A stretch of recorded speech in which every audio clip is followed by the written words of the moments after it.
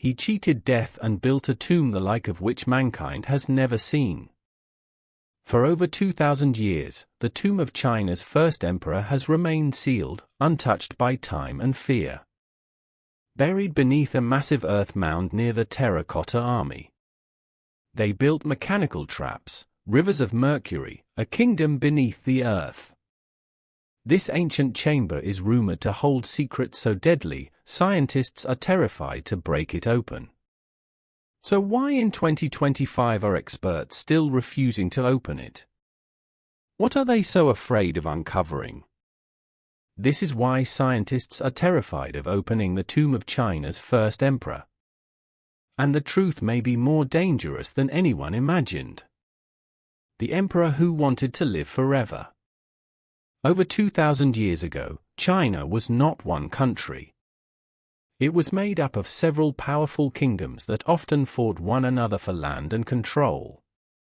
This long period of conflict was known as the Warring States period. Each state had its own laws, coins, and traditions. Peace was rare, and rulers constantly looked for ways to defeat their neighbors and expand their territory. In the western state of Qin, a young prince named Xinjiang was born in 259 BC. He would later become known as Qin Shi Huang, the first emperor of China. Xinjiang became king at the age of just 13 after the death of his father, King Jiangxuang. Although he was still very young, the boy was already surrounded by ambitious ministers, advisors, and generals who helped him keep power while he was growing up. As he grew older, Xinjiang proved to be a strong and determined leader. He wanted to do more than simply rule his own state. He dreamed of something much bigger, to unite all the rival states under one ruler, one law, and one nation. This was something no one had ever done before in China.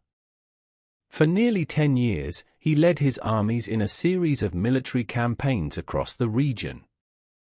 One by one, the other kingdoms fell to the power of Kaiyan. His soldiers used advanced weapons, organized formations, and strict discipline to defeat their enemies. By the year 221 BC, he had conquered all 6 of the other major states, Han, Jiao, Wei, Chu, Yang, and Kai. For the first time in Chinese history, the land was unified under one emperor. After his victory, Xinjiang declared himself Qin Shi Huangdi, meaning first emperor of Qin. He believed his rule was the start of a new era in Chinese history, and he wanted to make sure that his new empire would last forever. To do that, he started to reorganize the entire country. Qin Huang introduced a single standard system of writing across his empire, replacing local scripts so that everyone could understand the same characters. This helped unify communication and record-keeping. He also created a national currency so that coins had the same shape and value in every region. Weights and measures were standardized, too, which made trade and taxation more efficient and fair across the empire. Even the width of cart axles was regulated so that all carts could fit on the same roads. To protect the empire's borders, Qin Shi Huang ordered the connection and strengthening of earlier walls built by rival states. These efforts formed the early foundation of what would later become the Great Wall of China. It was a huge task that required thousands of workers, many of whom were soldiers, laborious, or prisoners.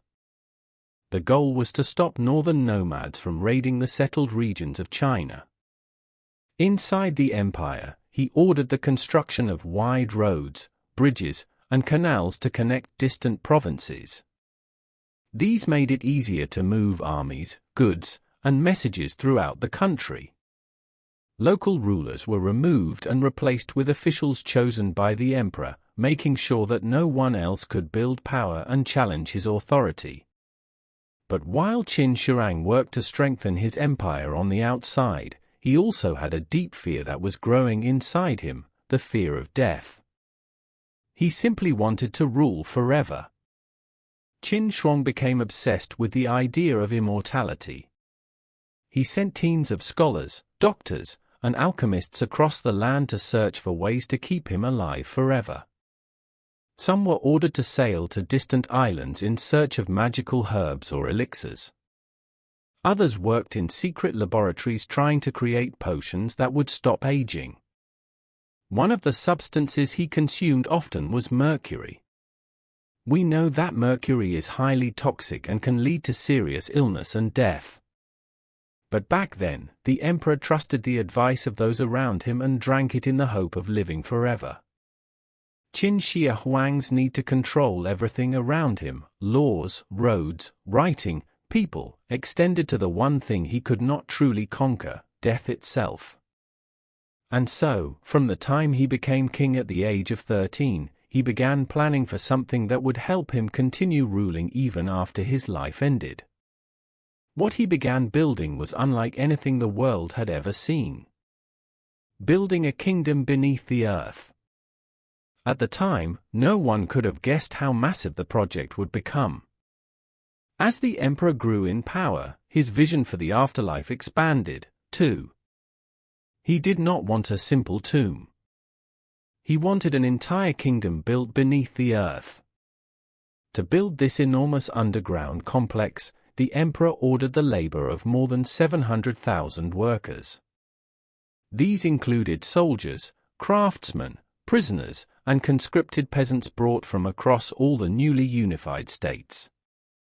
Some historians believe this number might have been exaggerated in ancient records, but archaeological evidence confirms that the project was enormous and would have required a vast workforce over many years.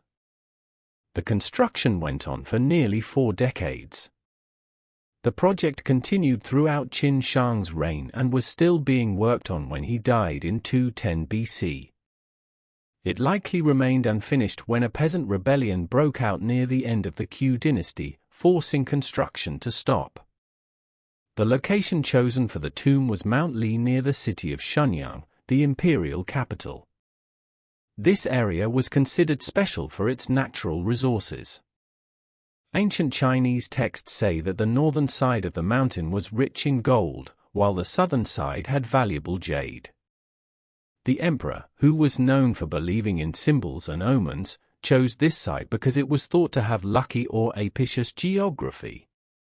The design of the tomb complex was not random. It was carefully modeled after the layout of Shenyang, the capital city of the Qin dynasty. Just as the living emperor ruled from his palace in the capital, the dead emperor would continue to rule from a mirrored palace in the afterlife.